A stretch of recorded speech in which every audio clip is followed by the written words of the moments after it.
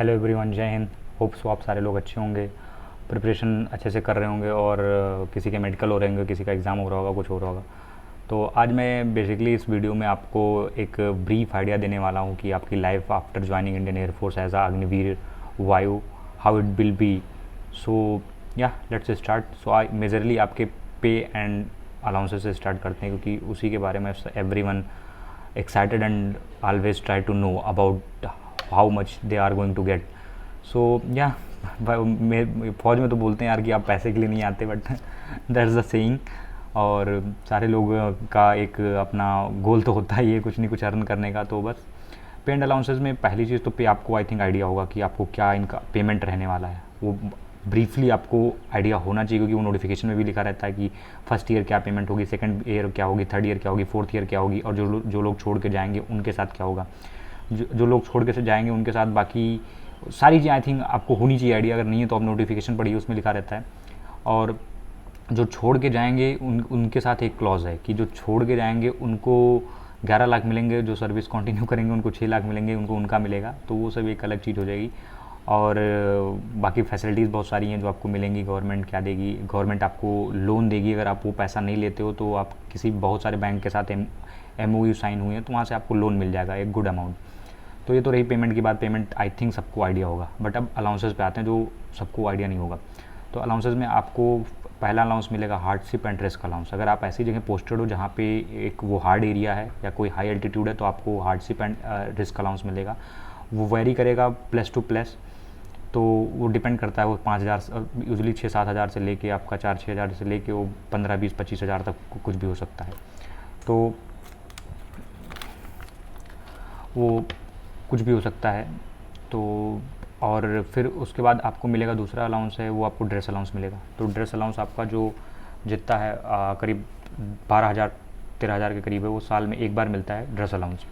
और उसके बाद आता है LRA मतलब आपका लीव रेशन अलाउंस। जितने दिन आप लीव पे रहते हो, आपको पता ही होगा कि अग्निवीरों की छुट्टी 30 दिन है, तो आप 30 दिन लीव पे रहते हो तो आपको उसका 30 दिन का आपको एक अलाउंस मिल जाता है। पर डे के हिसाब से रेशन मनी मिल जाती है। लीव के बारे में आपको आइडिया ही होगा कि 30 डेज़ लीव आपकी ओनली 30 डेज़ लीव है। अब आते हैं आपको फैसिलिटीज़ क्या क्या मिलती हैं अगर आप ज्वाइन करते हो एयरफोर्स एज अ अग्निवीर, तो आपको क्या क्या फैसिलिटी मिलती है। फर्स्टली आपकी सारी चीज़ें from once you join Indian Air Force take over the all responsibilities of yourself, only yourself if you join as a Agniveer. Previously it was not the same case, क्योंकि आप जब airman join करते थे तो आपकी plus आपके family की भी रिस्पॉन्सिबिलिटीज़ लेती थी। But now if you join as a Agniveer Vayu in Indian air force, even man women doesn't matter, सारी रिस्पॉन्सिबिलिटीज़ आपकी लेगी एयरफोर्स फॉर द फर्स्ट। पहले जो आपके 4 साल के एंगेजमेंट पीरियड होंगे उसमें आपका फ्री फूड, फ्री एकोमोडेशन के साथ जो भी फैसिलिटीज़ हैं, आपकी पहनने की चीज़ें मतलब जो बेसिक ड्रेस और नीडेड चीज़ें हैं वो सारी आपको मिलेंगी। आपका कैंटीन कार्ड कि आपको बेसिक ग्रॉसरीज आइटम लेने हैं वो आपको मिलेंगे। आपकी मेडिकल फैसिलिटीज़ आपकी केवल इंडिविजुअल आपकी मेडिकल फैसिलिटीज़ आपको मिलेगी। तो ये सारी फैसिलिटीज़ आपको फौज प्रोवाइड करती है, प्लस जो आपको अदर से मिलती है यार, क्योंकि एक स्टेशन के अंदर का एनवायरनमेंट टोटली डिफरेंट होता है, पॉल्यूशन फ्री होता है, नेचर के क्लोज होता है। ये सारी चीज़ें अलग से मिलती हैं बेनिफिट्स, बट इसके कॉन्स भी बहुत सारे हैं, मैं बाद में डिस्कस करूँगा। आपको कोई एक्स सर्विस मैन का कोटा नहीं मिलने वाला 4 साल के बाद। जो government like state governments decide कर रही है आपको देने का क्या कहते हैं उसको, एक रिजर्वेशन, वो रिजर्वेशन ही आपको मिलेगा। अदरवाइज आपको कोई ऐसा कोई कोटा नहीं मिलने वाला। आते हैं एजुकेशन पे, आपके एजुकेशन पे कि आपके एजुकेशन पे क्या करेगी, क्योंकि maximum you guys are I think 10+2 qualified. तो उस पर क्या कर रही है, तो 10+2 अगर आप क्वालिफाई करके आए तो आपको यहाँ पे ग्रेजुएशन की डिग्री मिलेगी। आप अगर अपना 4 साल कंप्लीट करते हैं उसके बाद सर्विस कंटिन्यू करते हैं, डजेंट मैटर कंटिन्यू करते हैं नहीं करते हैं, आपको एक स्किल बेस्ड सर्टिफिकेट दिया जाएगा जो कि आउटर स्पेस में भी काम आएगा। उसके साथ भी कई सारी कंपनी जो प्राइवेट अंडरटेकिंग्स हैं या प्राइवेट कंपनीज़ हैं या बहुत सारी कंपनीज़ हैं जिनके साथ MOU साइन कर रही है गवर्नमेंट कि आप वहाँ पे भी कुछ काम कर सकें स्किल बेस। और आपको ग्रेजुएशन डिग्री मिलेगी। अगर आप नॉन कम्बेटेंट में आते हैं जो 10th बेसिस पे होता है, तो आपको 12th का डिप्लोमा मतलब एक सर्टिफिकेट दिया जाएगा आपका 10+2 की, जो भी बोलते हैं उसको क्या degree diploma whatever I don't know. तो वो चीज़ें एजुकेशन में हो गई। और एजुकेशन के ही सेक्शन में एक चीज़ और होती है कि आप सोच रहे होंगे कि क्या मैं अगर किसी और चीज़ के लिए ट्राई करूँ, अप्लाई करूँ तो कर पाऊँगा कि नहीं। तो अगर आप पहले से अप्लाई करके आओगे, before joining Indian Air Force you applied something specially related to defence, then you will be allowed. Otherwise, if you think about that, after joining I'll prepare, and after doing my work I'll prepare for some other exam and try to get that exam, that doesn't going to happen, क्योंकि उस पर बिल्कुल clear cut policy कि आप during 4 years किसी other exam, किसी भी service, even तो डिफेंस के लिए भी अप्लाई नहीं कर सकते किसी अदर एग्ज़ाम के लिए। आप जिस कैडर में आए हो उसी कैडर में आप 4 साल करने हैं सर, और फिर करके आप जो आपको क्विट करना कंटिन्यू करना आपके ऊपर है। पहली चीज़ आपके ऊपर भी नहीं है, आप अपना परफॉर्मेंस दोगे, क्योंकि लास्ट में तो डिसाइड डिफेंस ही करेगी, फौज ही करेगी, तो आपके ऊपर भी एग्जैक्टली नहीं है।